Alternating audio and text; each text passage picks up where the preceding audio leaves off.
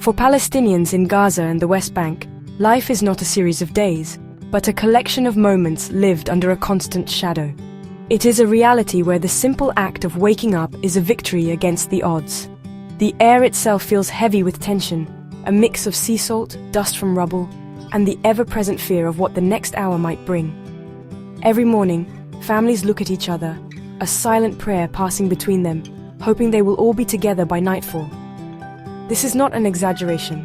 It is the simple, brutal truth for millions whose homeland has become a landscape of uncertainty and danger. Their lives are shaped not by dreams or aspirations, but by the relentless calculus of survival. The concept of a normal day has been completely erased. A trip to the market is a gamble. A child's desire to play outside is a parent's worst nightmare. In the West Bank, farmers tend to their ancient olive groves with one eye on their crops and the other on the horizon, watching for settlers or soldiers. In Gaza, the simple search for food or clean water has become a life-threatening mission. The psychological toll of this existence is immense. It chips away at one's spirit, leaving behind a constant state of high alert that drains the body and soul. This is the human cost that numbers and news headlines can never truly capture. Daily routines are dictated by the rhythm of conflict. People plan their movements around potential airstrikes, military checkpoints, and settler patrols. A simple journey that should take 10 minutes can stretch into hours of waiting and humiliation. Children learn to distinguish the sounds of different weapons before they learn nursery rhymes. They see their homes, their schools, and their playgrounds turned into ruins. The landscape of their childhood is not one of green parks, but of grey concrete and twisted metal, a constant reminder of their precarious existence. This is the environment in which an entire generation is being raised, their innocence stolen by a conflict they did not create. Despite the overwhelming despair, the Palestinian spirit is a stubborn thing. It is found in the small acts of defiance and resilience. A mother who manages to bake bread with dwindling supplies. A father who tells his children stories of a peaceful past to give them a vision for the future. A neighbor who shares the little food they have. These are not just acts of kindness. They are acts of resistance. They are a declaration that even in the face of immense suffering, humanity and dignity will not be completely extinguished. This resilience is the bedrock upon which they build their fragile hopes for a better tomorrow, a day when life is more than just survival. The dangers faced by Palestinian civilians are both varied and relentless. In Gaza, even the desperate act of seeking aid has become a deadly gamble. Imagine standing for hours under a scorching sun, your stomach aching with hunger, waiting for a truck that might bring a small bag of flour. Then suddenly the air is filled with the sound of gunfire. Since May 2025, reports have confirmed that over 1,000 Palestinians have been killed in such circumstances. These are not fighters. They are fathers, mothers, and children simply trying to get food. Israeli forces claim they fire warning shots, but for those on the ground the result is the same: death and injury in the very places they hoped to find relief. In the West Bank, the threat often comes in the form of Israeli settlers who act with a sense of impunity, frequently protected by the military. On any given day, Palestinian farmers can find their ancient olive trees uprooted by bulldozers, their path to their own land blocked, or worse, face direct physical assault. Recently, in Wadi Rahal, 3 farmers were brutally beaten while working their land. In al-Khair, a beloved activist, Auda al-Hathalin, was shot and killed during a confrontation with a settler who was later released. This violence is not random. It is a systematic effort to intimidate and displace Palestinians from their ancestral lands, one village at a time. The demolition of homes is another tool of control and punishment. Under the pretext of lacking Israeli-issued permits, which are almost impossible for Palestinians to obtain, homes are regularly bulldozed, often with little to no warning. A family can go to sleep in their own beds and wake up to the sound of machinery tearing down their world. Their memories, their possessions, and their sense of security are all reduced to a pile of rubble in a matter of minutes.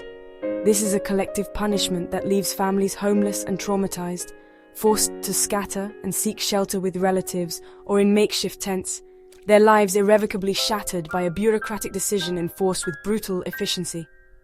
This constant exposure to violence creates an atmosphere of pervasive fear. The nights are the worst.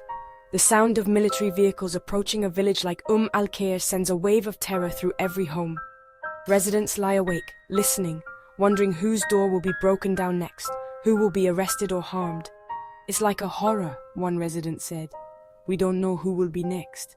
This isn't living, it is a state of perpetual anxiety." Whether it is a drone buzzing overhead in Gaza or the fear of a night raid in the West Bank, the feeling of being unsafe in one's own home is a heavy, suffocating burden that never lifts. Beyond the bombs and bullets, a quieter but equally deadly war is being waged in Gaza, the war of hunger. The situation has become so dire that starvation is no longer a distant threat, but a grim reality. As of early August 2025, the Gaza Health Ministry reported that 80 children have died from starvation since the conflict escalated. These are not just statistics, they are infants and toddlers, like the 5 children, some as young as 3 months, who died in a single 3-day period in late July. Their small bodies simply gave up, deprived of the basic nutrients needed to sustain life. This is a man-made famine, a direct consequence of the blockade and the disruption of aid. For women and children, the impact is particularly devastating. The UN World Food Programme has warned that nearly 100,000 women and children in Gaza are suffering from severe acute malnutrition. A pregnant woman cannot provide for her unborn child when she herself is starving. A new mother cannot produce milk when she has nothing to eat. This creates a tragic cycle of suffering that will affect generations to come. Children who survive this period of starvation will likely face lifelong health problems, their physical and cognitive development permanently stunted. The international community has condemned the situation, with 28 nations calling the aid model dangerous and a deprivation of human dignity. The struggle for food defines every moment of every day. Families are forced to make impossible choices. Do they risk their lives waiting near a chaotic aid distribution point? Do they attempt to retrieve airdropped packages that often land in dangerous Israeli-controlled areas, or worse, fall into the sea? At least 23 people have been killed in airdrop-related incidents, some drowning as they tried to reach floating parcels of food. The desperation is so profound that people have resorted to eating animal feed and weeds. The joy of a shared family meal has been replaced by the gnawing anxiety of an empty stomach and the sorrow of watching one's children waste away. This deliberate deprivation strips away more than just physical health, it strips away dignity. To be forced to beg, to fight over a bag of flour, to watch your children cry from hunger, it is a profound humiliation. It is a psychological weapon that aims to break the will of a people. The world sees images of long queues and emaciated children, but it is difficult to comprehend the deep, internal wound this inflicts. It is the feeling of being abandoned, of your life being valued so little that you can be left to starve. This daily battle for a single loaf of bread is a testament to the depths of the humanitarian crisis unfolding in Gaza. The emotional and psychological toll of this conflict is a wound that cuts deeper than any physical injury. It is the sadness of a farmer looking at his bulldozed olive grove, a symbol of his heritage turned to dust. It is the constant worry of a mother who sends her child to school not knowing if they will return safely. It is the profound sense of loss that permeates every home, whether from a death in the family or the destruction of a life's work. This grief is compounded by a feeling of utter powerlessness, of being trapped in a cycle of violence with no escape. The future feels like a dark, uncertain path, and a sense of hopelessness can easily take root. This reality forces families to adapt in ways that are heartbreaking. Children are taught to be quiet, to not draw attention, to hide when they hear soldiers. They learn to live with the ghosts of their lost friends and relatives. The very fabric of society is strained as communities are torn apart by displacement and loss. Daily life becomes a performance of normalcy for the sake of the children, a brave face put on to shield them from the full horror of their situation. But behind the smiles, the fear is always there. It manifests as sleepless nights, anxiety, and a deep-seated trauma that will linger long after the physical conflict ends. Yet even in this darkest of times, the human spirit shows its incredible capacity for hope. This hope is not a naive belief that peace will arrive tomorrow. It is a stubborn, resilient hope, forged in the fires of suffering. It is seen in the women of al-Khair, who launched a hunger strike not just for the return of a loved one's body, but for the principle of dignity.